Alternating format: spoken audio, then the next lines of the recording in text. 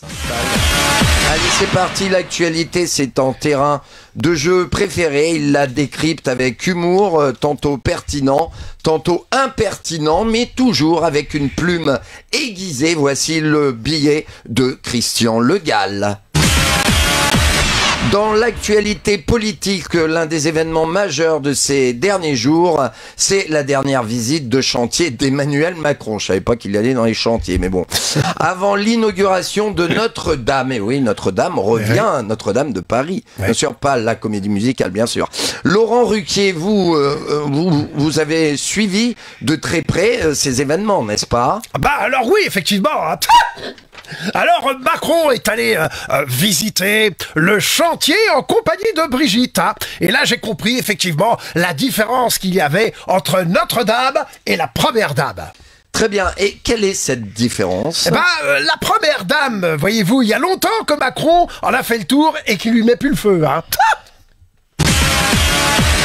Toujours en politique, on a appris que Michel Barnier, je sais qu'il n'est plus au gouvernement. Oui. C'est des choses qui arrivent. Alors il avait fait changer les chaises de son bureau qui lui faisaient mal au dos. Voilà, non pas mal. Je ne dirais pas parce que je suis un garçon bien éduqué. François Hollande, vous qui connaissez bien les lieux, vous dites avoir un signe? Oui. Bonjour, monsieur Barriot. Alors, oui, effectivement, le fait de changer de chaise à cause de son dos, cela ne m'étonne pas. Parce que, avec les concessions qu'il a dû faire à Marine Le Pen, lui, ça faisait un moment qu'il avait mal au cul. Pensez-vous qu'il aurait profité de l'opération Black Friday pour ses chaises? Oui, monsieur Barriot, très honnêtement, je ne sais pas. Mais à sa place, j'aurais négocié pour récupérer le siège de Jordan Bardella au Parlement parce que, à mon avis, il est comme neuf. Autre annonce politique qui a fait le buzz ces derniers jours, c'est celle d'Anne Hidalgo qui annonce ne pas se représenter pour un nouveau mandat. Ouais, à la mairie de Paris, excusez-moi, je me lâche, voilà.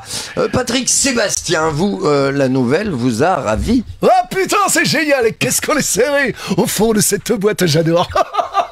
Ah là là, c'est génial. Alors comme disait le général de Gaulle, Paris sans circuler, Paris non nettoyé, Paris piétonnisé, mais Paris libéré. Ah, ça vous a mis en joie cette annonce. Oh là là, je vais dire, franchement, je suis vraiment pas le seul. Hein. Et t'as des Parisiens, depuis l'annonce, ils sont tellement dans le lâcher-prise qu'ils sont à deux doigts d'organiser une soirée avec Slimane et Pierre Palmade réunis. J'adore. Elle était devenue à Paris ce que les Balkany sont au fisc, un cauchemar, franchement. Remarque, ça lui fait quand même un point commun avec Macron, puisqu'elle aura quand même réussi à tout bousiller en 2 mandats. C'est génial. Une qui doit vraiment jubiler, c'est Rachida Dati. Ouais, carrément. Et j'ai un pote qui m'a dit qu'il l'avait vue pour fêter ça, et elle avait fait 3 fois le tour du périph' en 4x4 diesel à 100 km/h. Après, il reste quand même une question. Ah oui, laquelle? Qui aura la garde des rats? Oh putain, c'est génial, j'adore. Dans les faits divers à présent, on a appris que Patrick Balkany, tiens, il sort de son trou, aurait demandé l'annulation de sa peine d'inéligibilité pour se représenter à Levallois en 2026. Régis Laspalès, vous avez l'air abasourdi. Ouais. N'a qu'ont essayé, ils ont eu des problèmes.